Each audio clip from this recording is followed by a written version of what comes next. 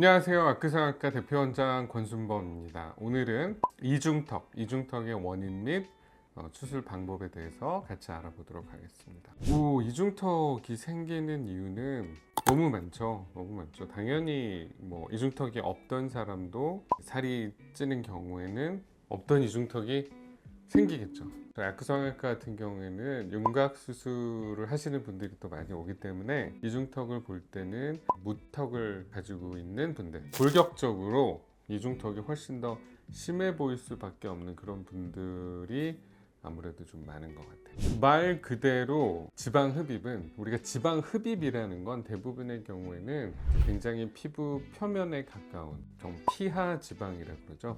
피부 바로 아래에 있는 지방, 그러니까 조금 더 겉을 싸고 있는 지방을 다양한 방법으로 이제 줄여주는 게 지방 흡입이에요. 그러니까 지방 흡입은 이제 두툼했던 어떤 볼륨 자체를 좀 작게 줄여주는 게 지방 흡입이 되겠습니다. 근육 묶기라고, 사실 근육 묶기라는 이름으로 제가 이제 상담이나 경과를 보다 보면 사실은 꽤 다양한 수술들이 행해지고 있는 것 같아요. 근데 이제 저희가 지금 말하고 있는 근육 묶기는 제 목에는 플라티스마라는 목에 넓은 근육이 있어요. 그 근육 자체를 묶어가지고 더 타이트하게 이제 줄여주는 방법을 씁니다. 그러니까 간단히 얘기하면 흡입은 정말 그냥 그 모양을 많이 바꾼다기보다는 조금 더 작게 만들어주는 경우가 더 많고, 이제 근육 묶기는 이제 부피를 자체를 줄이기도 하지만 어떻게 보면 전체적인 옆에서 봤을 때 목과 턱이 이어지는 라인을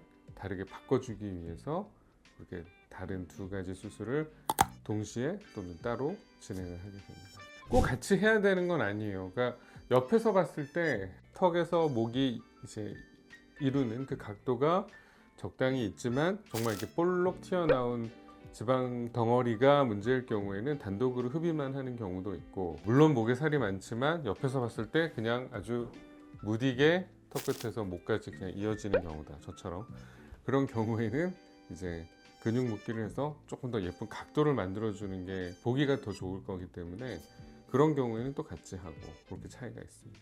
무턱임은 더 들어가 있다 보니까 더 이렇게 살이 이렇게 모이겠죠. 무턱인 경우에는 훨씬 더 과장되게 이중턱이 만들어지고, 거꾸로 생각해 보면 단순히 이제 턱 끝에 보형물을 넣는 경우가 아니고 턱 끝 뼈 자체를 이제 앞으로 이렇게 당겨주는, 전진을 해주는 윤곽 수술을 하는 경우에는 조금 더 효과적으로 목과 턱 끝의 길이가 늘어나고 조금 더 조직이 팽팽해지는 느낌이 있기 때문에 당연히 도움이 됩니다. 저는 이렇게 말씀드려요. 아무 영향이 없다라고 말할 수는 없지만 턱 끝에 보형물을 넣는 것은 턱 끝을 지나서 목하고는 그냥 별개로 생각하시라. 옆에서 봤을 때 얼굴 그 안에서 이제 옆모습을, 밸런스를 개선하는 데는 턱끝 보형물이 당연히 도움이 될 수 있지만 너무 턱끝 보형물로 목선까지 해결이 되는 큰 효과를 기대하시는 건 안 좋다라고 설명을 드립니다. 기본적으로 이중턱 지방 흡입을 했을 때 제거를 하게 되는 지방의 양이 그렇게 아주 많지는 않습니다. 배라든지 팔이라든지 다른 부분을 이제 흡입을 할 때 웬만한 정도의 지방을 제거해서는 피부가 이렇게 처지지는 않거든요. 이중턱 그리고 턱 관련된 턱선 지방 흡입을 한 그 단독 수술 때문에 피부 처짐이 오는 경우는 사실은 굉장히 보기가 힘든 것 같습니다. 사실 개인적으로 이게 딱 어떤 기준이 있다기보다는 저희가 한 3일에서 5일 정도는 밴드도 착용을 하지만 저희도 이제 드레싱 자체를 뭔가 전체적으로 눌러줄 수 있는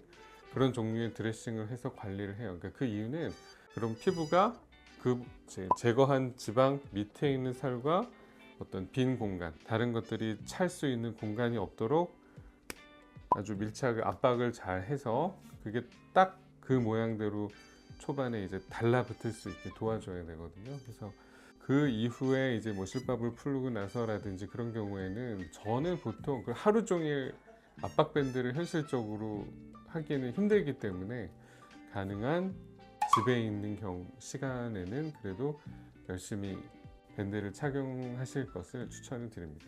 사람마다 너무 다르죠. 사람마다 너무 다르고 또 얼마나 뺐는지 피부 탄력이 어떤지에 따라서는 다 다른데, 보통 2주에서 한 달 정도면 그래도 웬만한 큰 붓기랑 뭐 이제 멍 이런 게 빠지면서 자리는 잡고, 정말로 뭔가 자기 턱선처럼 나오는 것은 그래도 두세 달 정도는 걸리지 않나 싶어요. 어떤 수술을 해도 완전히 이제 조직이 안정이 되고 뭐 부종도 좀 어느 정도 진정이 되고 하는 건 한 석 달 정도는 항상 생각을 합니다. 첫 번째 케이스는 남자 환자분이고, 제 옆모습을 봤을 때는 무턱이 좀 심한 경우였죠. 사실은 앞에서 설명드렸듯이 턱끝과 목의 공간이 이제 길이가 짧기 때문에 더 얼굴이 무거워 보이고 이중턱도 심해지고 하기 때문에, 이제 이 경우에는 이제 아마 흡입을 같이 했던 걸로 기억하고 근육 묶기까지는 안 했던 걸로 기억이 납니다. 그래서 이분은 단순히 턱끝 전진뿐만 아니라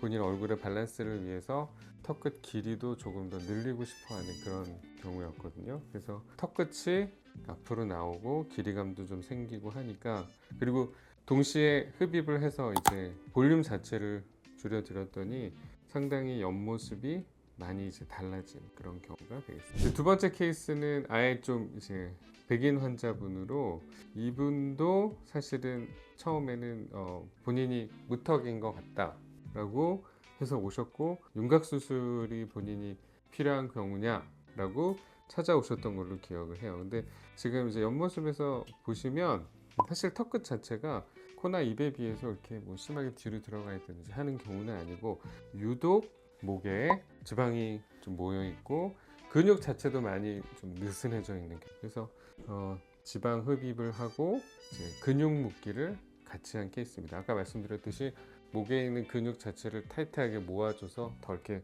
집어넣는 그런 방법으로 수술을 하니까, 뭔가 턱끝에서 무디게 옆에서 이렇게 목으로 이어지던 라인이 확실하게 딱 구분이 생기죠. 목젖이 더 또렷하게 이제 보이는 걸 사진에서 확인하실 수가 있는데, 이분 같은 경우에는 근육 묶기, 단순 근육 묶기와 흡입을 한 경우치고는 굉장히 변화가 많았던 분이고, 그럴 수 있었던 이유는 턱끝 자체가 무턱이 아니었기 때문에 이제 어느 정도 이 목과 턱끝 사이 길이가 확보되어 있는 상태에서 이게 처진 경우라, 흡입과 근육 묶기만으로도 전후 변화가 굉장히 좀 더 드라마틱한 그런 케이스였던 걸로 기억을 합니다. 자, 마지막 환자분입니다. 마지막 환자분은 사실 수술 전후를 비교를 해보시면, 특히 이제 아랫입술과 턱끝의 어떤 위치 관계를 봤을 때는 특별히 더 전진을 하거나 한 케이스는 아니었던 걸로 기억을 해요. 그러니까 정면에서 이제 변화를 주기 위해서 좀 더 갸름한 이제 골격 자체를 만들긴 했지만, 이분 같은 경우에는 앞뒤로 움직인 케이스는 아니었던 걸로 기억을 하고,